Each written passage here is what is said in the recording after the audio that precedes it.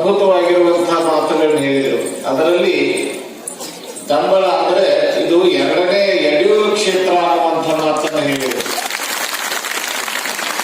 ಇದು ಅರ್ಧನಾರೀಶ್ವರರ ಪಾದ ಸ್ಪರ್ಶದಿಂದ ಯಡಿಯೂರು ಕ್ಷೇತ್ರದ ಮಹಿಮೆಯನ್ನು ಪಡೆದಿರುವಂತಹದ್ದು. ಅರ್ಧನಾರೀಶ್ವರರು ತೋಟದ ಸಿದ್ಧಲಿಂಗೇಶ್ವರರ ಗಡಿಬಿಡಿದು ಬಂದಿರುವಂಥವರು.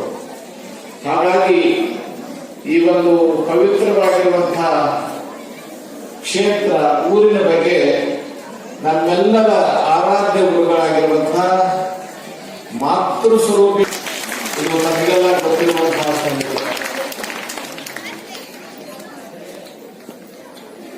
30 ವರ್ಷಗಳ ಹಿಂದೆ ಗ್ರಾಮೀಣ ಪ್ರದೇಶದ ಬಡಮಕ್ಕಳು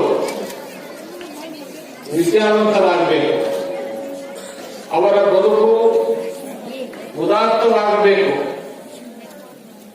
ಸೌಹಾರ್ದತೆಯಿಂದ ಅವರೆಲ್ಲ ಬದುಕಬೇಕು, ಬಡತನವನ್ನ ನೀಗಿಕೊಂಡು ಅವರು ಬದುಕಬೇಕು, ಮೌಢ್ಯವನ್ನ ಕಂದಾಚಾರವನ್ನ ಬಿಟ್ಟು ಅವರು ಬದುಕಬೇಕು.